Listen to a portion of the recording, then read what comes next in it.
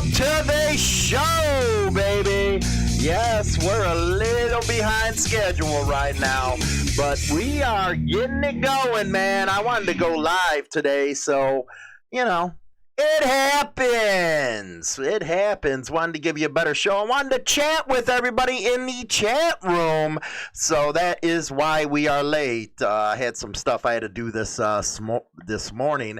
So, episode 470 we got coming your way today.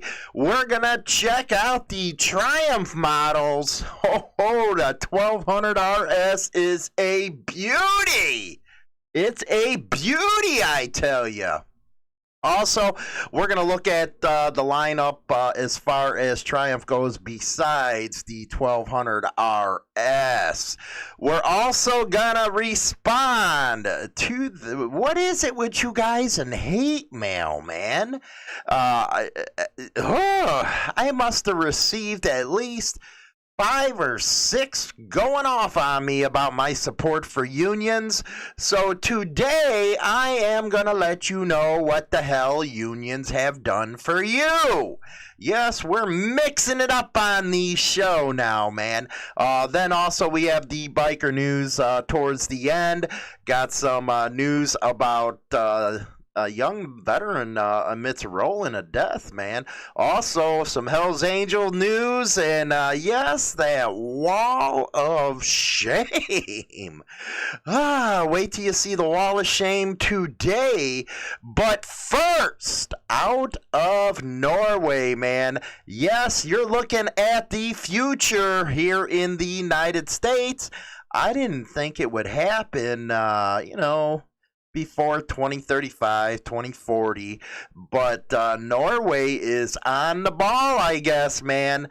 They're gonna stop. Now listen, stop new combustion vehicle sales by 2025. That's 4 years from now. You will not be able to get a new car, truck, and motorcycles, it looks like, in Norway that are gas. No more Harley Davidsons unless it is the electric live wire. Let's hear the release from NCOM. Norway's national government intends to drastically cut its greenhouse gas emissions in half by the year of 2030. Aiming to become a zero-emission country by 2050. So by 2025, the current plan is to completely do away with the sale of all new combustion vehicles, including motorcycles. We thought Euro 5 was bad. Norway, you know what? They stepping it up by ratcheting up public incentives for EVs, electric vehicles, and reducing taxes, tolls, parking, and ferry fees. Battery electric vehicles have now outsold piston power cars, making up, and this is unreal, 54% of the total car sales over in Norway. Quote, in Norway, we tax what we don't want and we promote what we want. And the consumer has, in this way, actually the opportunity to make the right choice. You got to make the right choice with the ones in power, man. This according to the Huffington Post. Wow. You know what? Euro 5 is bad. Norway said, no, we don't want to sell gas-powered vehicles anymore by 2025. And I like how they really put in there, make the right choice. Man, I bet Detroit right now is, squirming in its boots, man. There goes Norway for any sales that they had overseas. I told you electric vehicles is going to be the freaking wave of the future, and what they're doing with the transportation department under Buttigieg is, and this is, I guess, one thing I do support. is getting the infrastructure together with all these different charging stations, like a gas station, but charging stations. Yeah, I bet Elon Musk is real happy about that right now. He's probably got a freaking big old heart on right now because electric vehicles are on the rise. And everybody should have seen this coming with, the incentives that they're pushing and stuff. But another good point out of that you can actually compare this to has to be if they tax you, you're supposed to make the right choice. It just came out that the administration, they're not talking no longer about taking guns away because, they know if it gets to the Supreme Court, it'd be knocked down. And next thing you know, their gun control BS is dead on arrival. So they want to tax the guns. I think it was a $200 tax on what they call assault rifles, even though it's just a dressed up rifle is all it is. It's not an assault weapon. It just looks scary. But they want to now tax it. And that's one of the things, we'll raise money. We'll be able to buy back stuff. Come on, give me a break. After dude won the election, freaking gun sales skyrocketed. I'm talking it went through the freaking roof. But that just shows how, governments try to control what you do. And when I seen make the right choice, I was like, holy cow, man, are you serious? But I wanted to get to the haters about the union deal. It is actually funny. When we were talking about mail-in ballots and all that stuff last year, everybody was for them. But now that an Amazon warehouse down in Alabama, I believe it is, they want to form a union, which I support 100%. The more unions, the better to me. Hate me all you want, but I know what they've done for my family, co-workers, my whole family back in West Virginia's co-workers, and steel workers, and as well as truck drivers, even though I think within the truck driving industry, you guys need to get it together, man, and get some hardcore unions together, just like it was in the old days. Get some Teamsters in there, because the cost of living and the amount that drivers are getting paid has stayed basically the same minus inflation since the 1970s. And then you got all these European bloc, and you got a lot of immigrants taking truck driving jobs, and next thing you know, the wages are stagnant. The ones coming into the country are like, wow, we're making a lot of money, while it's been the same for everybody else. I want to give a shout out to YouTube. How you guys doing, YouTube? Again, sorry for the late start, but it, is what it is. But anyway, I wanted to take you to this one article, haters. Stuff that unions have actually gave you and I. Without them fighting for this stuff, you wouldn't have it. If it was up to the corporate elitists, they'd have you working 7 days a week, 24 hours a day, 365 days a year, just so you can enrich them. Anyway, the number one thing that unions gave us was the weekend. Yes, the weekend. Relatively labor-free in 1870. Average work week was, for most Americans, it was average 61 hours. Now, I know a lot of people put in overtime and stuff like that nowadays, but that was the average work week, was 61 hours.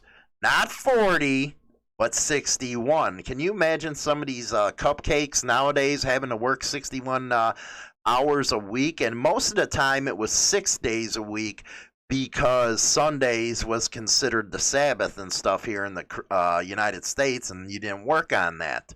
In the 19th century and the 20th, labor unions engaged in massive strikes in order to demand shorter work weeks so that Americans could be home with their loved ones instead of constantly toiling for their employers with no leisure time. In 1937, the labor actions created enough political momentum to pass the Fair Labor Standards Act. Without them, you wouldn't have had that act, and it was at the federal level and created a short week. A lot of people still in the United States are amazed at countries like Australia, Canada, Europe, where they don't work that much over there, man. They don't, man. I think their work week is shorter than ours, and they get a lot what's called holidays. I wish we got a lot of holidays off. The second thing they gave us was fair wages and relative income equality, which I don't know, man. I think a lot more needs to be done as far as income equality. You're looking at Jeff Bezos, and he is like a trillionaire, one of the first. And the only way he makes money is to keep costs low, meaning labor costs. Here he's worth $1 trillion, but God forbid we give a living wage to you. And, it's funny how all these people supposedly support unions during these election times. And the next thing you know, like the Keystone Pipeline, man, they go back and stab you right in the keister. They kill ya. Sad state of affairs right there. Man, I feel so sorry for the oil workers. The third thing they did was help end child labor in the United States. They banned children from under 14 from gaining employment. Yes, it used to be where, you talk about the sweatshops in Asia right now. But back then in the early American history, yes, we had child labor right there. And then the 1938 Fair Labor Standards were acted. Unions, number 4, won widespread employer health coverage.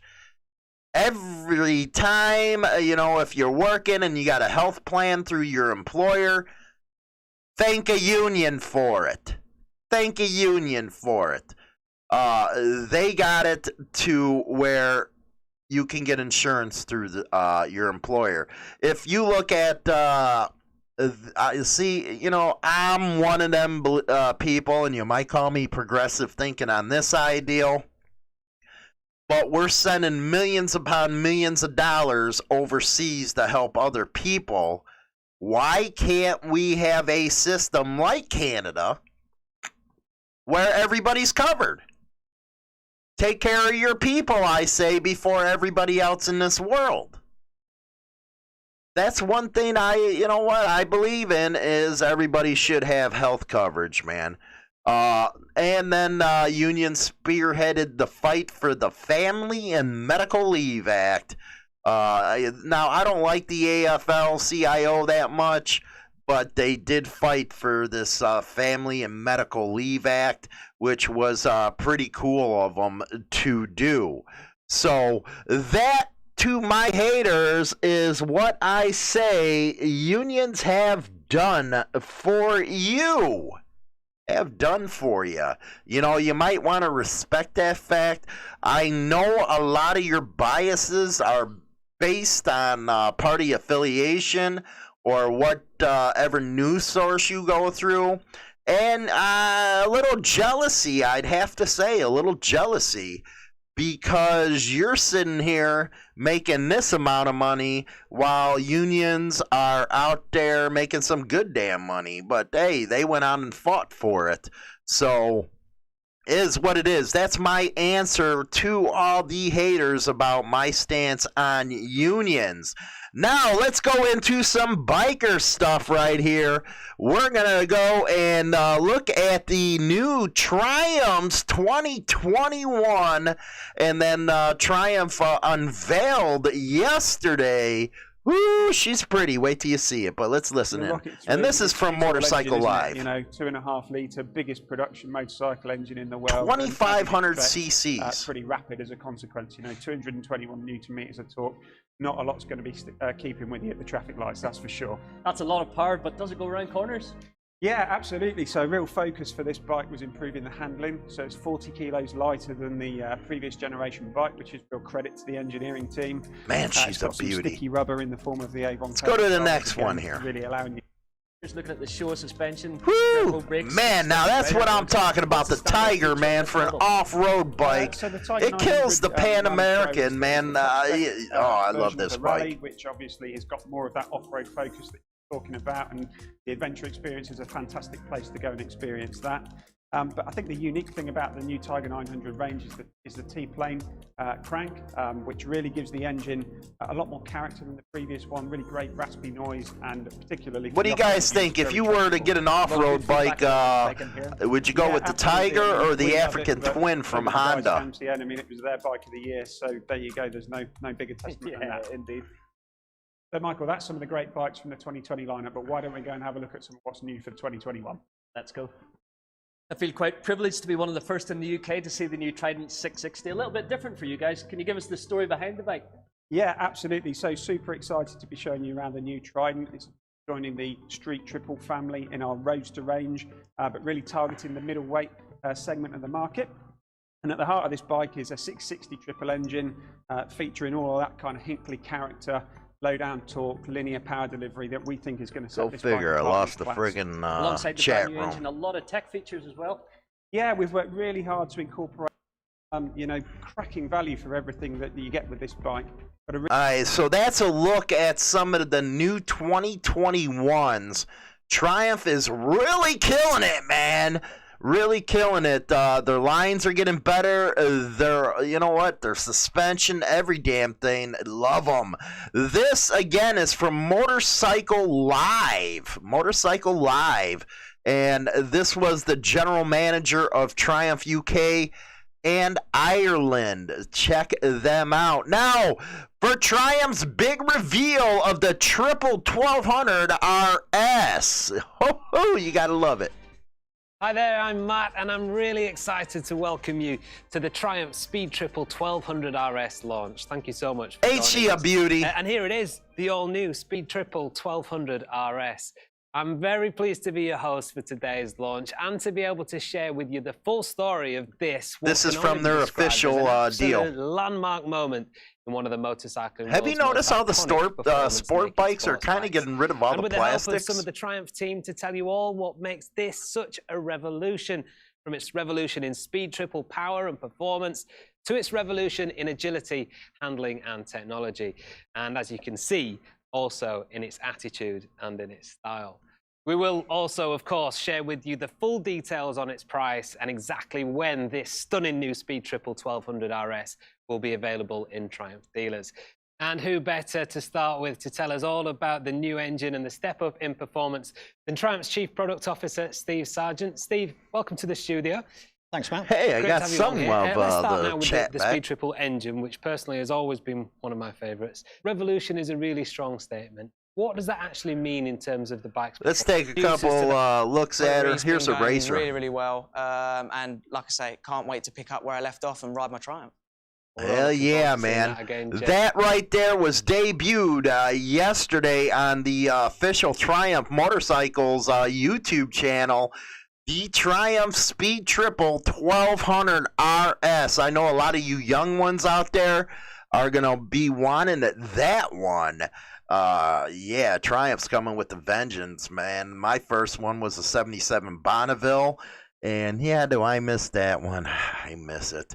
But anyway, let's get on to some biker news, man. Biker news.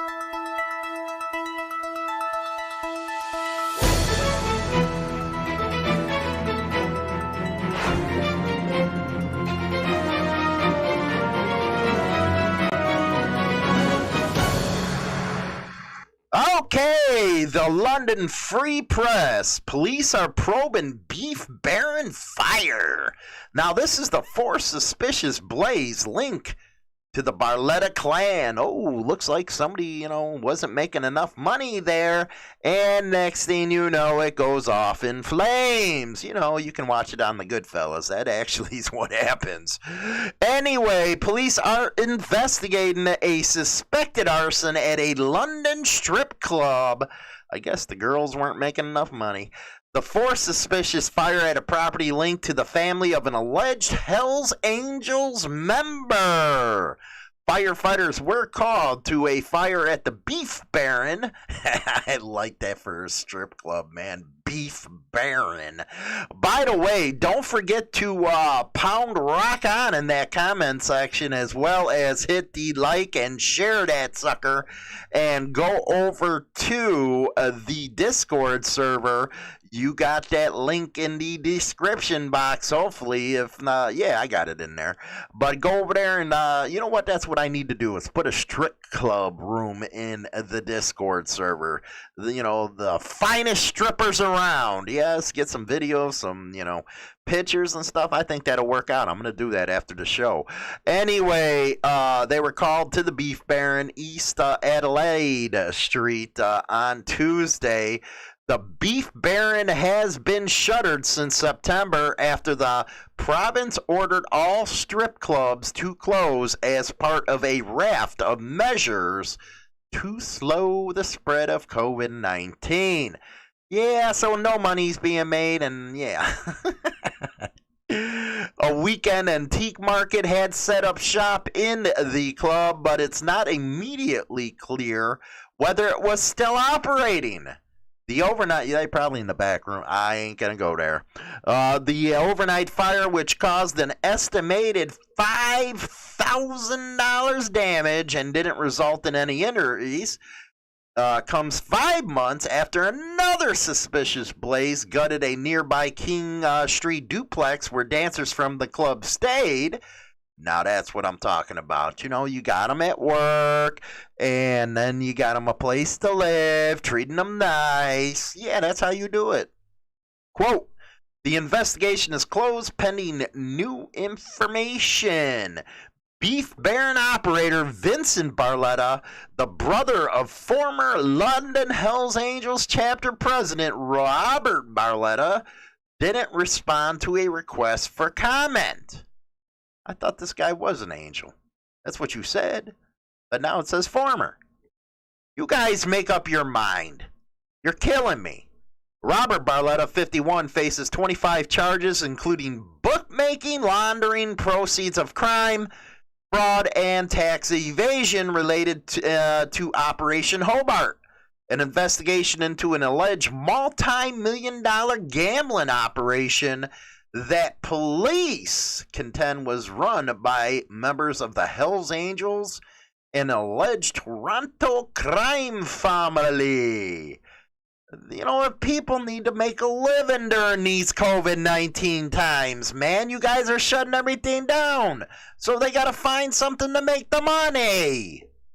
You already killed the bookmaking industry with all these freaking stadiums being closed. The Super Bowl, I heard it, and I don't watch football because of, their political BS. But, and hockey, man, I love my hockey. But anyway, they're only supposed to have 22,000 people in there. That ain't cool. Anyway. At least 2 houses have been destroyed by fires, including one at 203 Commissioners Road that was gutted by a suspected arson 1 week after its owner was jointly charged with Barletta with weapons and bookmaking offenses. Property records show the home was owned by Salvatrice Barletta. Holy cow, man. You gotta give it to them. They just on fire and stuff, literally. Anyway, we got a conclusion to this one here. Times Union, young military member admits role in death of missing Saratoga County biker. He pleads guilty to manslaughter and a felony weapons possession. Again, out of Times Union, there is a picture of Michael Aaron, a member of the Rolling Pride Motorcycle Club. Yes, now they're going to bring clubs into it after, one person did something. Yep, clubs are bad. That's what they're going to say. A young National Guard member from the Clifton Park has pleaded guilty to manslaughter in connection with the disappearance 2 years ago of a Saratoga County biker. Jeff Jeffers, 25, a private first class, has been a focus of the investigation into Aaron's disappearance. Oh, okay, my fault. Oh, my fault. Correction, retraction. He was, and that's not the picture of him and stuff. My fault, Rolling Pride Motorcycle Club. I screwed the pooch on that one. It was Jack Jeffers that did it. Jeffers has an extensive arrest record that includes a federal conviction for gun trafficking. According to court records, Jeffers has been in custody since about April of 2019, 3 months after Aaron was reported missing, when authorities went to investigate at a garage on Brickyard Road, where he had resided. His pets and vehicles were still there. Saratoga County Sheriff's officials said that Jeffers may not have acted alone, either in causing his death or disposing of the corpse, and that others associated with the area's biker club network remain a focus on the investigation. So a lot going on here. He was shot and killed by Jeffers. The alleged murder weapon was recovered by investigators. Jeffers had possessed the gun illegally. Again, retraction. That picture is not him. That is of the victim, as well as Rolling Pride. Retraction. Hollywood screwed the pooch on that one.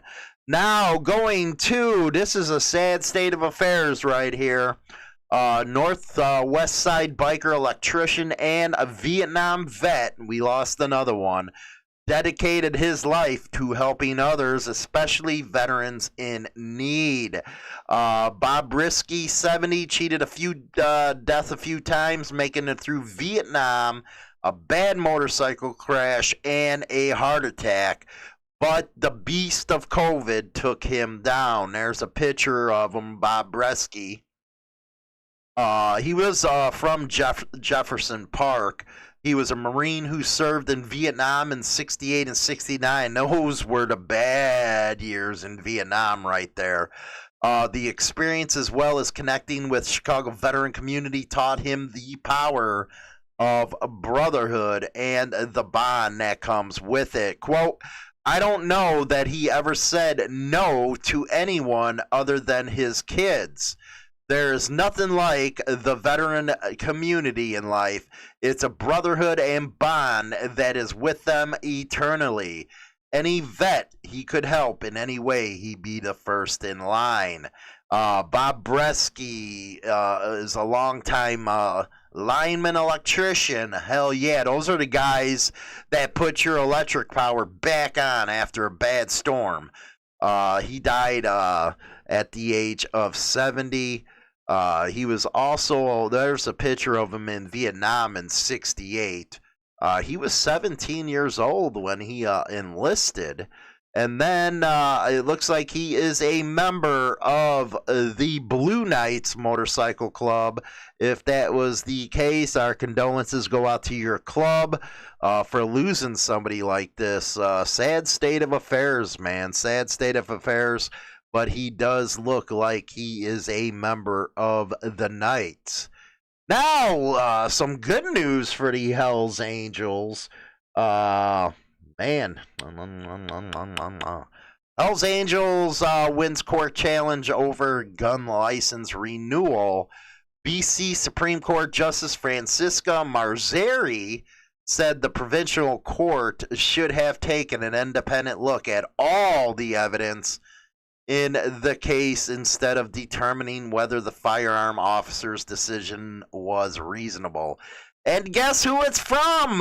Kimmy Bolin. You gotta love Kimmy, man. She covers everything up there pretty good. full patch member of the Hells Angels will get another shot at renewing his firearm license. BC Supreme Court Justice Francisco Marzini has ruled that Gastron Method should get a second hearing in provincial court to make his case about why he deserves to have his license renewed. Basically, what they're saying up there is because of his membership and ties that he should not be allowed a gun. And they're pretty strict up in Canada when it comes to handguns. I know that. And they're pretty strict on guns, big time. They got to go through, I think I was talking to Harm and Dewana. They got to go through all kinds of stuff to get a license to buy. And it's not like the Second Amendment here. But the original judge, according to them, did not apply the right standard. In reviewing that decision, she said the provincial court should have taken an independent look at all the evidence in the case instead of determining whether the firearms officer decision was reasonable. Yes, firearms officer's decision. Man, you guys got some weird laws up there. Now, Corey Graff's wall of shame. 9 Houston officers charged, including 1 in murder in probe of deadly 2019 raid. The 8 other current and former officers were indicted in what authorities described as a long scheme to steal overtime money. Does that mean you can use RICO on them now? Because they got predicates and they did it as an organization. Do they get put on the gang task force list down in Texas? Just asking. Just asking. Tim Stola, Texas grand jury, indicted a Houston police officer Monday on a murder charge and indicted 8 other current and former officers in what authorities described as a long-term scheme to steal overtime money that was discovered after an investigation of a deadly 2019 raid. Holy cow. You guys are like kingpins. Police Department Narcotics Squad carried out a drug raid at the home. Tuttle's wife, hey, Tuttle, no relation to Orange County, right? And their dog were killed in a shootout. Well, you got to shoot the dogs, man. The officers indicted Monday face first and second degree charges of engaging in organized criminal activity, theft by a public servant, and tampering with governmental records. Several of the officers were previously charged in the botched raid. Another officer, Gerard Jones, was charged last year with 2 counts of murder in the case. He pleaded not guilty and released on $150,000. That's only what, $15,000 at 10? Oh my God! You know what? You guys get all kinds of freaking deals, man. Anybody else would be $1 million bond. Anyway, come back for my final. Hi, I'm James Hollywood Machikari. Join me Monday through Friday for Motorcycle Mayhem Morning Show on YouTube Live, Facebook, and all major podcasting platforms where we talk about all the major biker news going on in the scene. Rock on! And welcome back. Yeah, I'm live, you dumb shit. But I got a phone over here. I'm only on YouTube, but looks like we got the same troll going under a different name over there. But we are live. But anyway, what do you guys think about the union stuff, man? I can't believe people. All the stuff that unions have done, my God. And then you go out and bash them. Why? Because you get, your peckers hurt because you're jealous. I don't know. Anyway, what about Triumph's new deal, man? Triumph's new deal is, they're really getting into that market that Sporties and all that stuff hold, as well as the speed bike market. I just find it interesting that a lot of these new models, they're getting rid of a lot of the plastics and stuff. But the kids, they must be going nuts over that. I bet Harley-Davidson is really regretting the Buell right now. They should have kept that sucker going. That and the V-Rod, the whole 9 yards. You guys had it, and you just gave it up. Not cool stuff, man, but hey, we'll see where you guys advance on that one. I know Honda, Suzuki, Kawasaki, and all that stuff, they getting in some wicked stuff. So we'll see if Harley-Davidson can catch up. And I got to say, Indian as well, man. Indian as well. So, but with that, you guys enjoy the day. Don't forget to go over onto the Discord server. Go on to the other platforms. Odyssey, new video dropped over there yesterday. That's our second home is Odyssey. Once a week we drop a video on Tuesday by 4 p.m. Central Standard Time. With that, you guys enjoy your day. Have a good one. Hi, this is James Hollywood Machikari, and you're listening to Motorcycle Madhouse Morning Mayhem on Apple Podcasts and Spotify. Take the time to go over to the Insane Throttle's Discord server and get hooked up with other bikers. Text, video, and voice chat. There is always something going on. Check out our Biker Babe and motorcycle pics. Click on the link in the description box now. Rock on! I say goodbye, vamoose, adios, ciao, so long, get your hat.